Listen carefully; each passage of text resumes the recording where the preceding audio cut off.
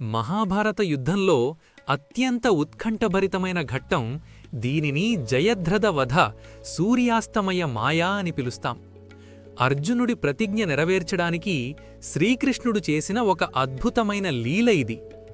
అభిమన్యుడి మరణానికి కారణమైన జయద్రథుణ్ణి మరుసటి రోజు సూర్యాస్తమయం లోపల చంపుతానని లేదంటే అగ్నిప్రవేశం చేస్తానని అర్జునుడు ప్రతిజ్ఞ చేస్తాడు.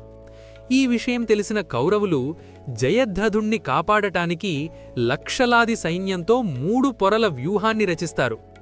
మరుసటి రోజు అర్జునుడు కౌరవసేనను చీల్చుకుంటూ ముందుకు సాగుతాడు. కాని ద్రోణుడు, కర్ణుడు అతణ్ణి అడ్డుకుంటూ సమయాన్ని వృధా చేస్తారు.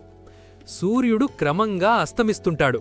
కాని జయద్రథుడు ఇంకా చాలా దూరంలో రక్షణ వలయంలో ఉంటాడు.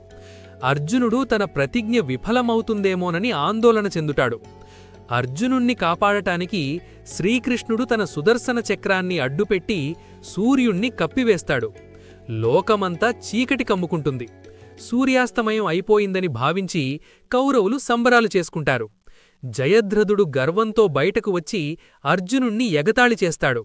సరిగ్గా అప్పుడు కృష్ణుడు తన మాయను తొలగిస్తాడు. మళ్లీ సూర్యుడు కనిపిస్తాడు. అర్జునా, అదిగో జయద్రథుడు, బాణం సంధించు అని కృష్ణుడు హెచ్చరిస్తాడు. జయద్రథుడి తల కింద పడకుండా అతడి తండ్రి ఒడిలో పడేలా అర్జునుడు అద్భుతమైన బాణాన్ని వేసి అతణ్ణి సంహరిస్తాడు. దీనితో అర్జునుడి ప్రతిజ్ఞ నెరవేరుతుంది. ఈ స్టోరీపై మీ అభిప్రాయాన్ని కమెంట్ చేయండి. Please subscribe. జై శ్రీకృష్ణ.